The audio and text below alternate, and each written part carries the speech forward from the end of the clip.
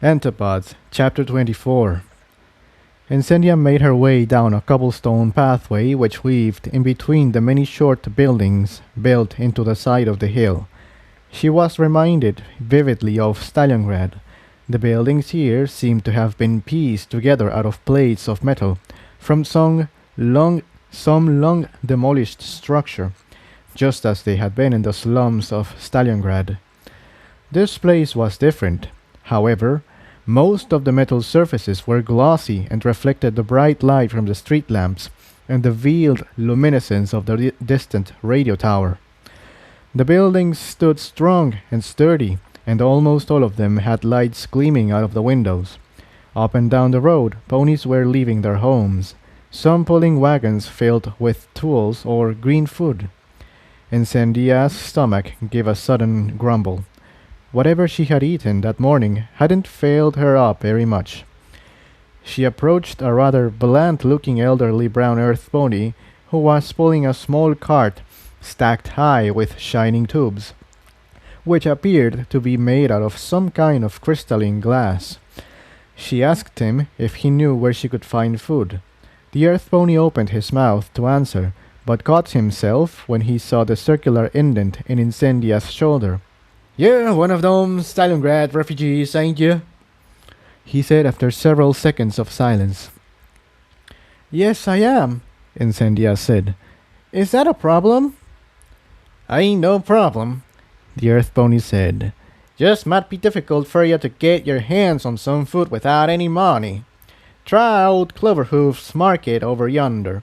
He's always been kind to charity cases." "Charity cases?" Incendia huffed. "It's hardly my fault that I don't have any money." "Oh, now, don't split your bit," the elderly pony said quickly. "I just meant that not a lot of folks around here would be willing to hoof a bill like that, refugee or not. Y'all got one of them maps they hand out to you folk, right?" Incendia rolled her eyes, but her horn began to glow, and the map that Quill Dipper had left her flew out of the bag, slung over her back, and unfurled in midair. "Well, we're here, and you're gonna want to head in that direction," the earth pony said, jabbing a hoof at a large green area next to a small fountain. "Can you see how to get there from here?" "I think I can," Incendia replied, studying the map. "Well, all right then. Gotta get back to my work, but it was a right pleasure talking with you," the elderly pony said, starting forwards with his cart. Incendia rolled up the map and walked away, feeling disgruntled. "Charity case? Who does he think I am? What does he think Stalliongrad is? We don't need handouts from anyone." She shook her head and continued her journey through the curving streets of Totemhoof. As she made her way further into the city, the buildings grew taller and closer together. More and more of these buildings seemed to be made of wood rather than scrap metal. She passed an enormous building which appeared to be made of some strange silvery stone.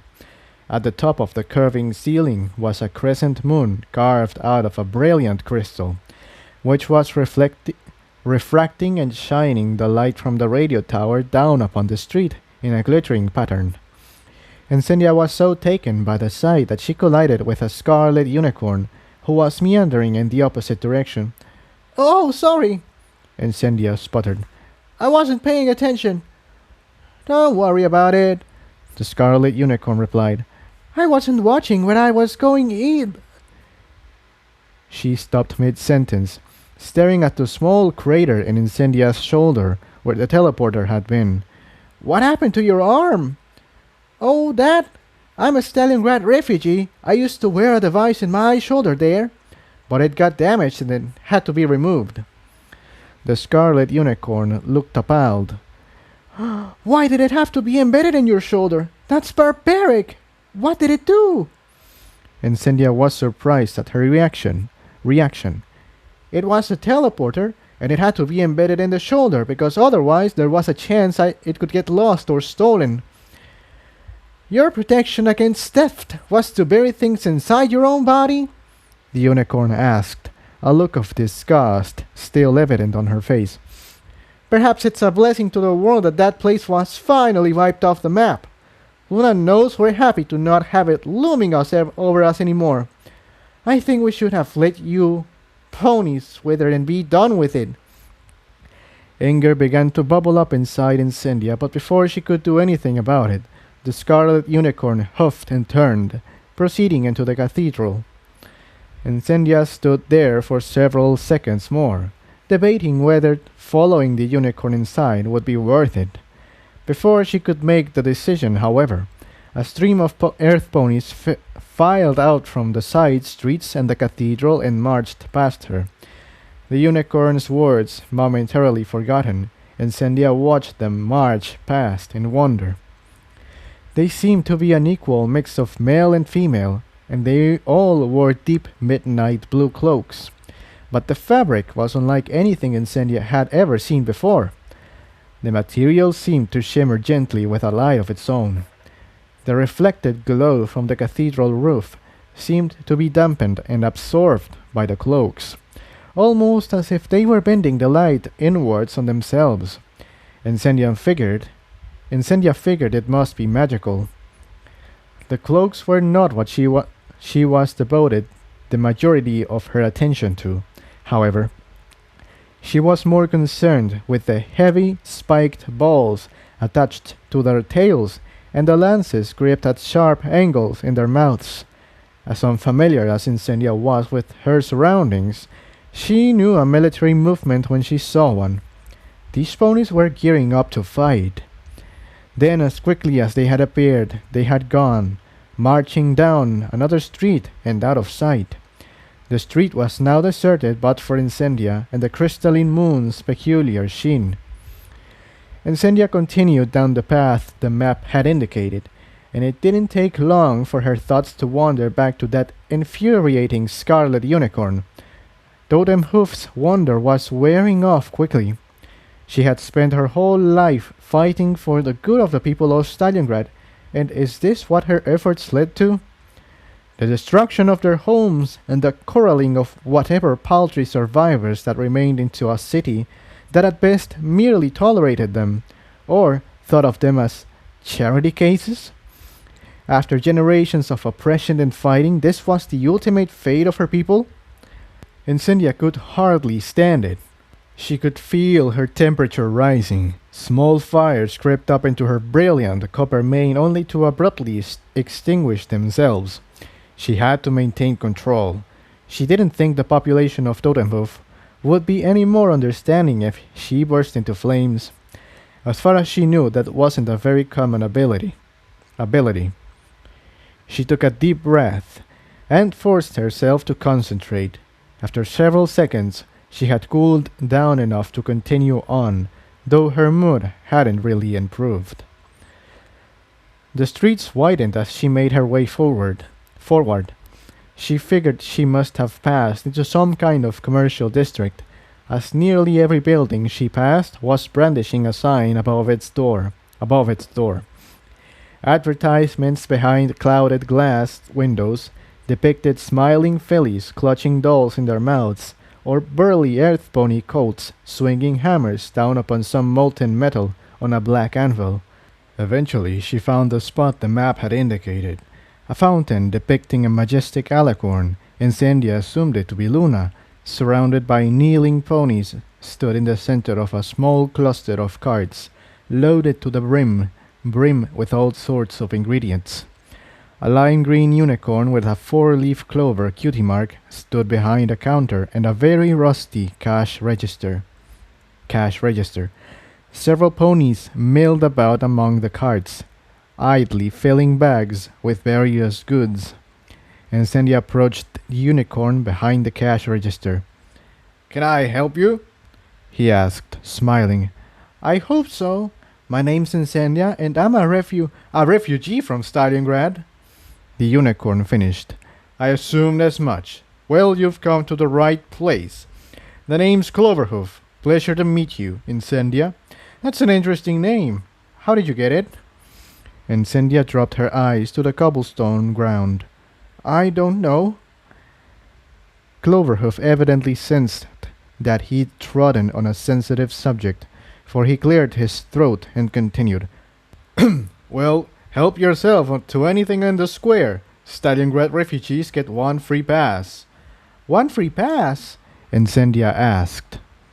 I couldn't stay in business if all the refugees just came and took what they wanted all the time.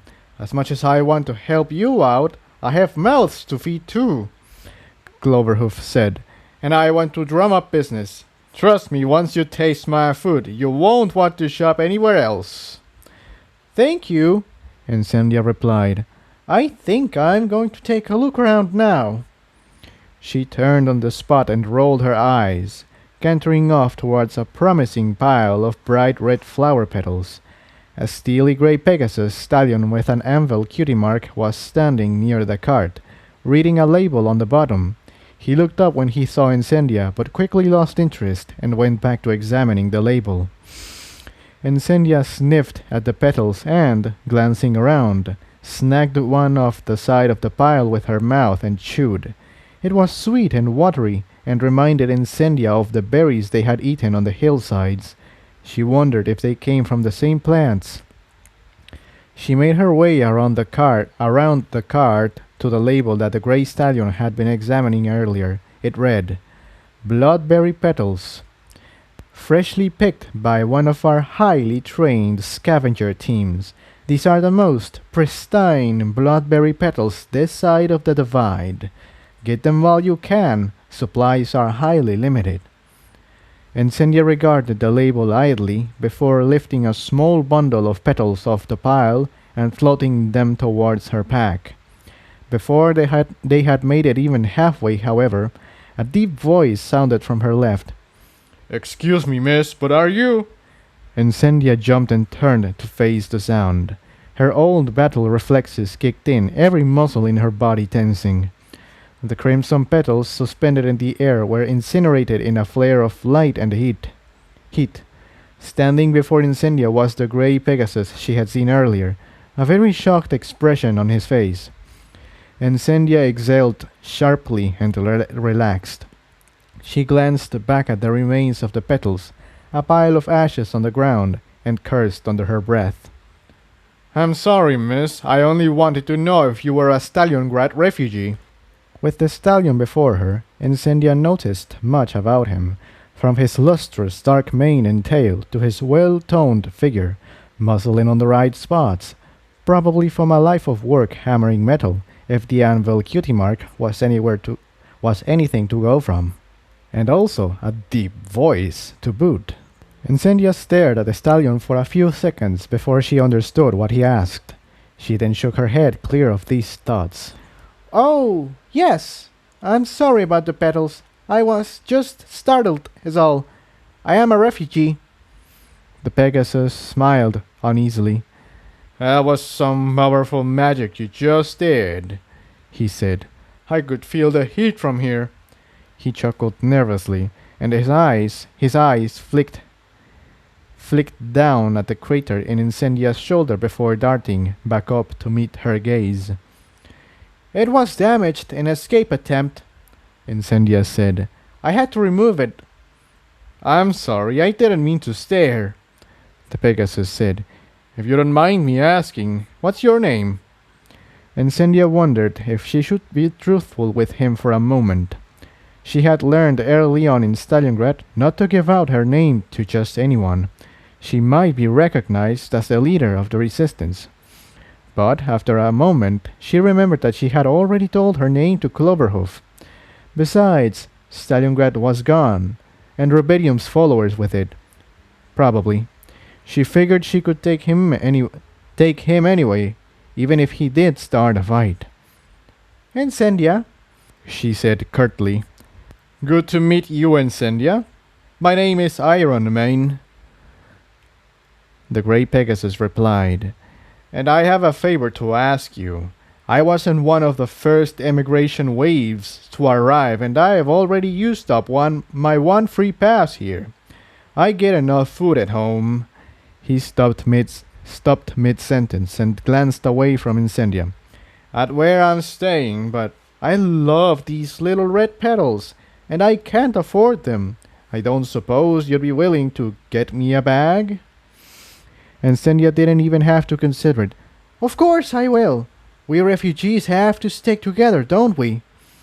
Iron Main's eyes lit up. Thank you, miss. And Sendia loaded up her bag with the petals and brought them over to Cloverhoof, who marked an inventory list, then told her she was free to go. And Sendia dropped the bag at Iron Main's hooves, and he grabbed the strap in his mouth and slung the bag over his back. Sorry about scaring you earlier, Sendia said apologetically. I'm just still a little on edge. Things have been a bit harrowing since Stalliongrad. I know what you mean, Iron Main said. Sometimes I wonder if we're even better off here. Did you see that march a while back? Something big is going on and no pony is willing to tell us anything. That and... He dropped his voice and looked around. All this Luna worshipping business creeps me out, frankly. The goddesses never did me any good and they sure don't look like they're doing this place any good either. And Sendia nodded absently. She had never really stopped to consider what she thought of the goddesses. She knew that a piece of Celestia had been powering Stalliongrad, but it had never occurred to her that people might still worship the goddesses. She had assumed the fragment had been just that, a fragment, some tiny part of the powers that once were, that still lingered. No pony in Stalliongrad had really worshipped it. They respected its power, but the goddesses were mere bedtime stories at best. Then Jigsaw and Tiptoe had come along and changed everything she had thought she'd known about the state of the world. Tantalus had always been a far-off threat, something that was probably terrible on the outside, but also something the city's shield had always been able to keep out. Sometimes, before Jigsaw came along, she used to wonder about whether Tantalus could possibly be worse than being trapped in a fishbowl with rubidium like that. At least Tantalus only killed ponies. He didn't suck them dry to add to his own power. And the attenuators were nothing more than a genetic anomaly, ponies capable of withstanding the power of Celestia flowing through them. But then Jigsaw had absorbed the fragment and escaped the city. She had seen a piece of Luna personally. She thought the thought of the creature animated by it still made her shudder. And she had seen Tantalus up close, and driven a statue through his eye, no less. She must have gone silent for a long time, because Iron Mane scuffed his hooves against the cobblestone road and said, I didn't mean any offense if you hold with the old goddesses, miss. No, it's all right, Sendia said, coming out of her introspective reverie. I was just thinking about things. I didn't take offense. Iron Mane nodded and said, You know, I really appreciate what you did back there, getting me these petals and all. Why don't you come and meet my group? Like you said, us refugees have to stick together, right? And Sendia shrugged. It was no problem, and sure, I suppose. Iron Mane led her through a few blocks of winding sidewalks and tall, industrial-looking buildings, before he came to a quaint cottage nestled between two much larger buildings. And Sendia guessed this had originally been a residential district, but all the houses had slowly been replaced with factories and shops.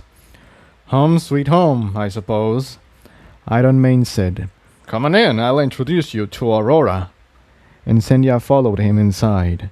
Though it looked like wood from the outside, and Sendia was surprised and a little relieved to discover that it was actually sheets of metal painted to look like wood.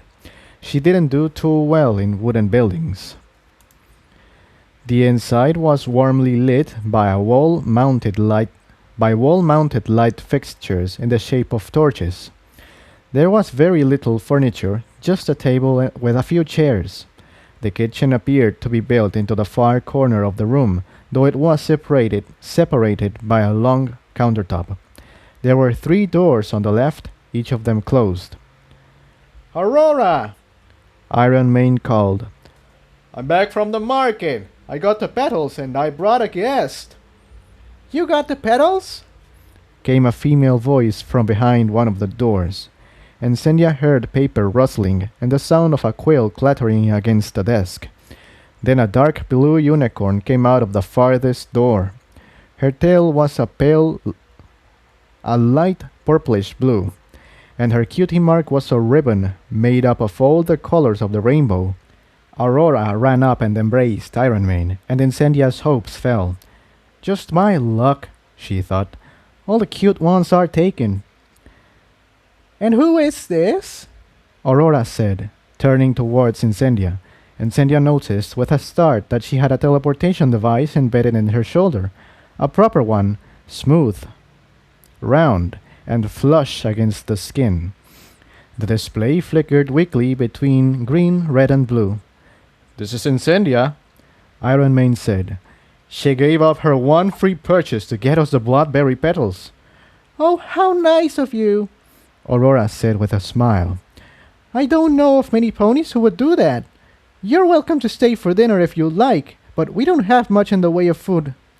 It would help so much if this place only had an oven," Aurora said, pouting. "Oh, well."